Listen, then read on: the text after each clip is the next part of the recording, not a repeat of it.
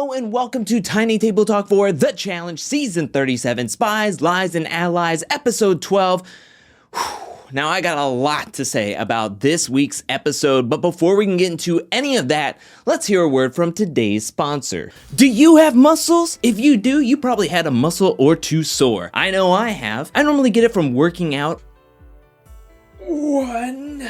or sitting at my computer for far too long. That's when I like to reach to the Charles Warren All-Natural Sweet Ginger Vapor Rub. It is made with 6 all-natural oils and butters. And did I mention that the packaging is biodegradable? Another product I love to use is the coconut milk and oats body and foot powder. It's talc-free, baking soda-free, and cornstarch-free, all while keeping my feet sweat-free, and it smells like fresh coconut cake. And right now, if you go to charleswarrenpresents.com and use my promo code at checkout, you can get a discount. All the information and a link is down in the description below. Thank you so much to Charles Warren Presents for sponsoring this video, and now on to Tiny Table Talk.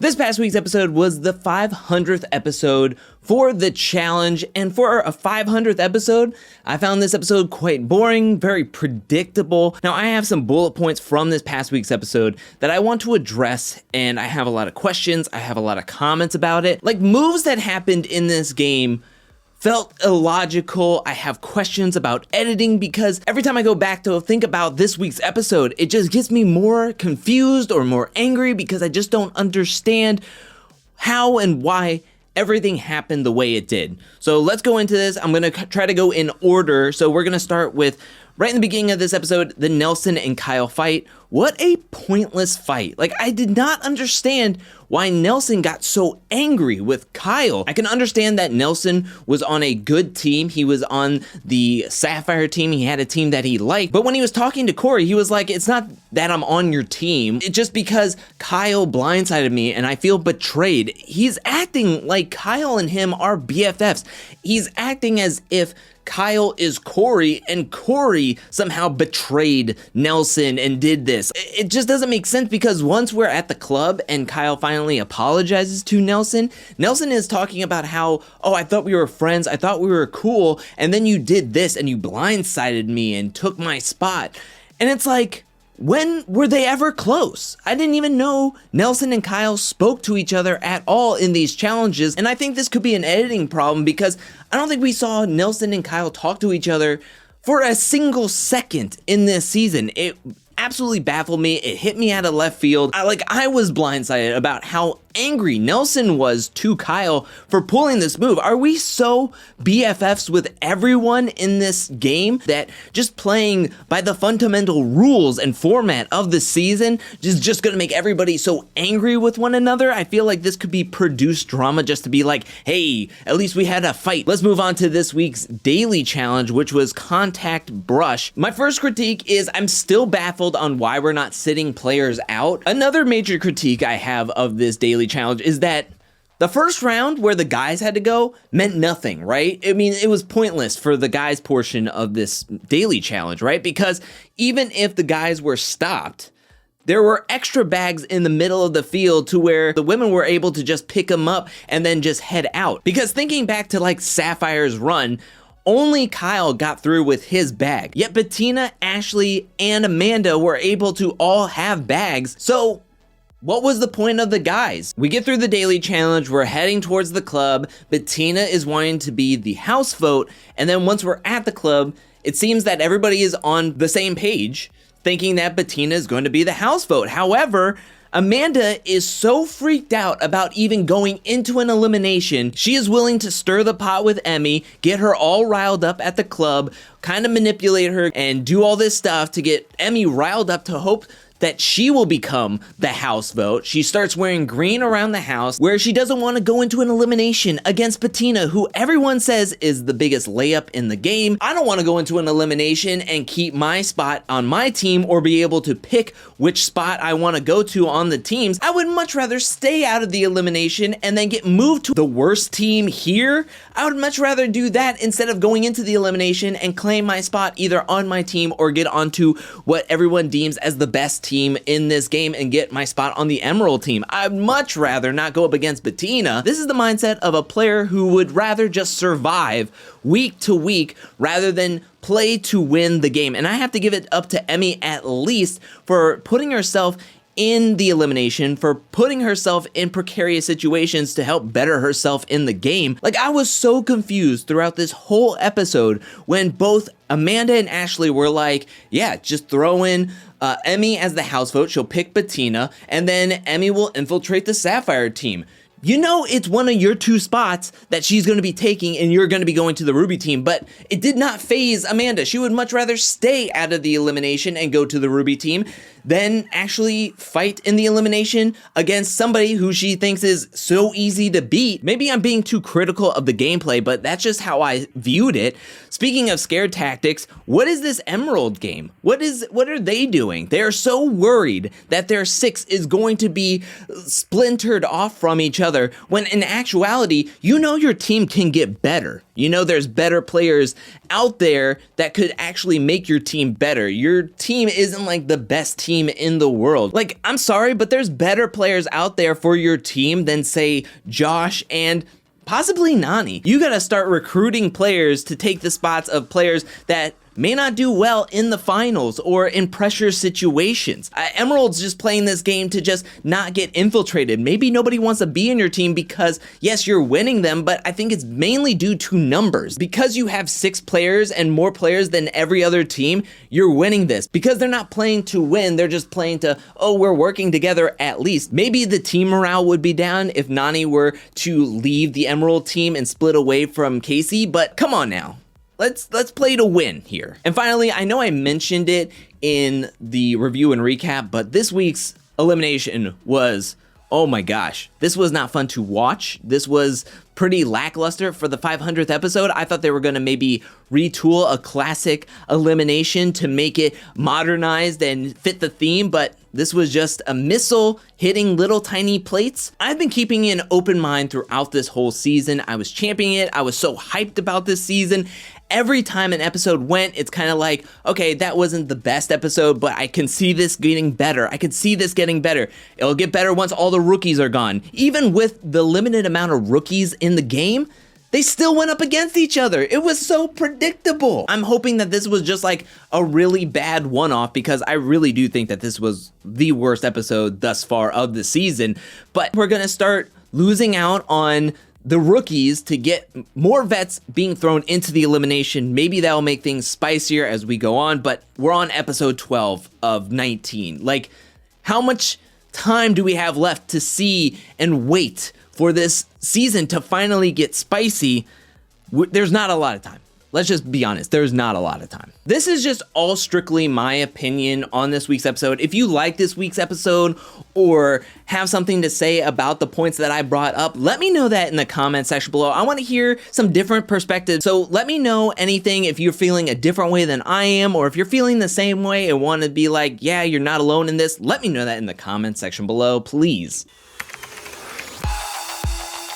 After watching this past week's Aftermath post-show, there's 2 things I want to talk about that were brought up on the show. And the first one is all the vets love Emmy. All of them. Emmy is literally rookie of all time. Got along so well. She wasn't a liar, backstabber. Like, she played a good game, and she gained a lot of trust with the vets. Kissing up to Emmy and saying how great of a player she is, and she has been able to outlast all the other rookie women in the game. But to me, I don't know if it's because she's such a great player or if she's just a yes sir, yes ma'am kind of player. She's very compliant, especially to the vets. She's just a yes person to the vets. I mean, she listens out to CT, she takes in everything that he has to say, and then just does whatever he tells her to do. Once Amanda is freaked out about going into an elimination against Bettina, she gives Emmy a little bit of information which freaks out Emmy. Emmy just takes it at 100% right then and there. And then when she is like talking about being the house vote, she's kind of like, I don't know if I want to be the house vote, but because she is pressured to be the house vote from a team of 5 vets and 1 rookie, her best friend, Emmanuel, she's like, okay, yes, I will be the house vote. Luckily, she isn't very fearful of going into an elimination, and I have to say, like, I commend that, but it feels like all the vets and the challenge is getting us to try to buy in to this. Emmy is the best rookie ever to be on the challenge. She's the best player to be on the challenge. She's not even a rookie. She's like a vet. It's the mind of a vet. Like, she just is so cool. But it's just because she just says yes to everything that the vets say for her to do. She sells out all the rookies. She's willing to pick the rookie. She has a possibility of picking anybody she wants to in this elimination, and she still picks Bettina on the fact that she says, and I quote, "Oh, I don't want to mess with any of the vets. That's not what I want to do anytime soon. So I'm going to pick Bettina." But to me, I'm not buying into the whole Emmy is a great player and she's already a vet. No, I'm not having that. I'm not buying into that. Speaking of Emmy, I want to bring up Darrell, who was on the post show, and he gave shade to Emmy, saying that, oh, Emmy can be good and all, but get her one-on-one in an elimination against Michaela, and Michaela will destroy Emmy. I'ma just say, Michaela got a heart of a beast, and she gonna people up. I'm just saying, Michaela will eat her ass up. That's all I'm saying. What's it saying about your show if there's better shade and drama happening on the post show than the actual show? And realistically, if the eliminations were one-on-one from the beginning, I think Michaela would have made it far. And I don't think Emmy wanted to go up against Michaela, and that's why she threw her under the bus right away, tried to get her out right away. I love Darrell, and I loved what he said, and he was spitting straight facts, cold, hard facts. But now I want to turn it over to you. What do you think about Emmy as a competitor? Do you think she's rookie of the year? Do you think she's this big, great player? Let me know that in the comment section below. And do you agree with Darrell saying that if it was one-on-one with Michaela versus Emmy, do you think Michaela would win against Emmy? Because frankly, I think she would. Let me know down in the comment section below. Now let's read some comments from my Thursday's review and recap, and the first comment comes from Ed Dude, who says, I appreciated them thanking the viewers for watching all these years, because usually when a show hits a milestone episode, even if it's acknowledged, the people involved in making it just go around patting themselves on the back and don't even recognize the fans and supporters. I do really appreciate that they took the time to make everybody do the heart thing, thank everybody for watching. It really hit me when TJ said thank you, because it did feel very genuine with TJ, because he has been through the years since season 11 to now. It was a very nice moment. The next comment comes from Christina, who says, this episode was hilarious. That stiff arm from Josh and then Logan throwing the bag had me rolling.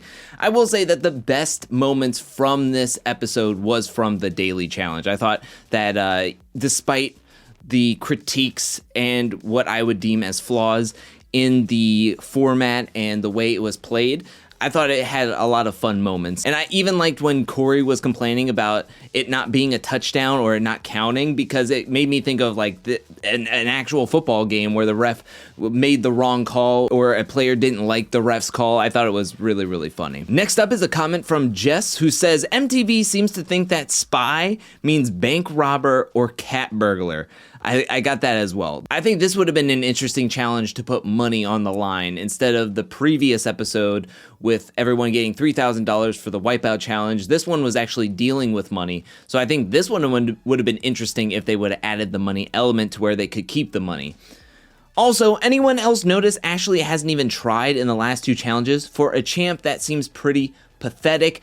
Yeah, I completely was thinking the same exact thing. She fell off quickly off of the wipeout challenge. She just decided to peace out. And then this one, everyone talks about how Big T is a layup. She at least seems to be trying in the daily challenges and doing quite well, out muscling Ashley, and then Casey having to get help to pull the bags away from Big T during this daily challenge. So yeah, I definitely think that I've been noticing Ashley kind of just like, fading away a little bit in these daily challenges. Kelly comes in with a comment saying, I don't like the shift from partners to teams. I think the twist was well-intentioned and it could have been done well, but the execution in these daily challenges and how everything is structured, it really is lopsided to favoring the Emerald team for keeping their team strong and keeping 6 players. I think it is all about numbers at this point, and that's why they're being able to win. So yeah, I definitely am not a fan of this twist into teams because of the way it is being executed and handled, more specifically in the daily challenges, rather than the actual twist itself. I think it could have been really well done. I Got New Hope says, try not to missile. I'm glad you enjoyed that as well, because I'm not gonna lie, it was like a light bulb coming to me during that recording, because that was like right on the spot. I felt so proud of myself. Next comment comes from Lo, who says, this episode was so meh. Really was hoping to see Bettina step up and give Emmy some trouble in elimination, considering she basically single-handedly won the last one for her and Corey. I was hoping that Bettina was at least gonna prove some of the haters in the house wrong by kind of making it close. Since everybody loves Emmy, I was hoping she was gonna make it close, but it just wasn't close at all. The next comment comes from Aaliyah or Aliyah, who says, Emmy is the best tool the vets have. She doesn't even realize they're totally using her. I think that is a good descriptor word for how the vets view Emmy. I mean, maybe they see her as a good competitor, but I do think she's being very compliant to everything that the vets are saying and telling her, and that's what's buying her time and protection, which is a strategy and it's working well for her in the game. But I've heard tool, pawn, puppet. I think all of those can describe Emmy's game and how the vets view her in this season. The next comment comes from Timmy, who says, the aftermath was better than the actual episode.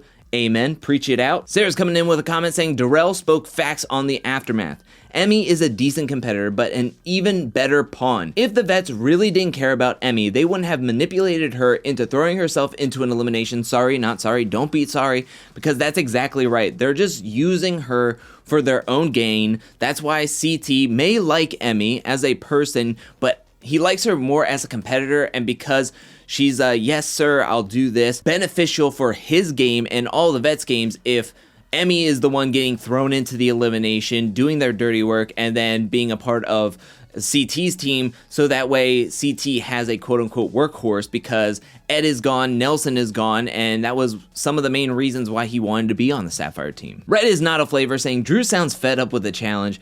I would give this episode a 2. I'm ready for the final.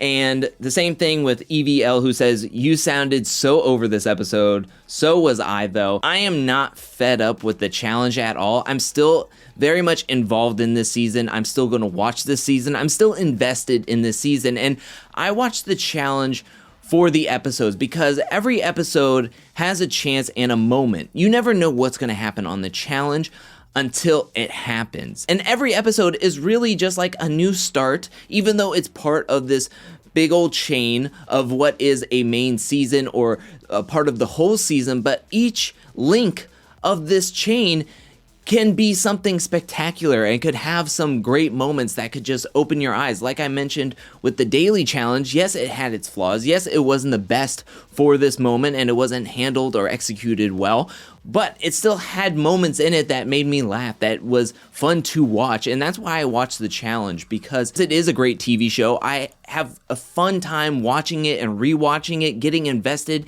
in characters and arcs. And ultimately, I look at this as a season that is going to be just a dot in the middle of what's going to be a great picture of what the challenge is going to be next year, 2 years from now, 3 years from now, 5 years from now. So to me, every episode is an opportunity to see something spectacular happen. And that's what gets me excited each week to watch the challenge. Now, will there be filler? Will there be points where I'm just like rolling my eyes? Yes. I will always find something to critique about the challenge because I am so invested in it. I love the show, and because I love the show, I want to critique it to see it get better. Next up is a comment from Sean, who says, from all the past team challenges we've seen, when it comes to the finals, the less people you have on your team, the better. Not necessarily. If we remember back to Cutthroat, which everybody is talking about this being a 3-team season now, and Cutthroat being like a Cutthroat 2.0. In Cutthroat,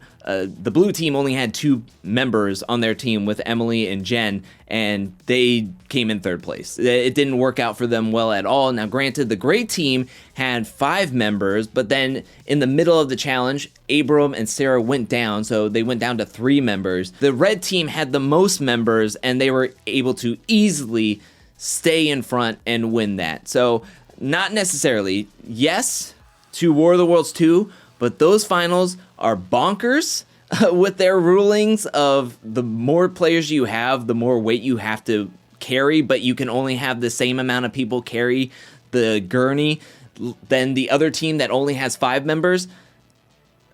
What? And the final comment comes from a Steel Threes, who say, now that the rookies are finally gone, it's time for the real game to finally start. There's still 3 rookies left, and it is a men's day, so I'm not going to be putting on my blinders that we're not possibly going to see Logan versus Emmanuel next episode. But the less rookies, now we can finally have the game begin, starting in episode 13 out of 19 episodes. But that is it for this video. What'd you think about this episode? Let me know that in the comment section below. Thank you so much for watching. While you're down there, hit that like and subscribe button. I'll be back really soon with more Challenge 37 content, more challenge content, more content in general. Also, I'll be making a very big announcement very soon, so keep your eyes peeled for that. But thank you so much for watching. I hope you have a great day, a great weekend, and I'll catch y'all next time. Peace.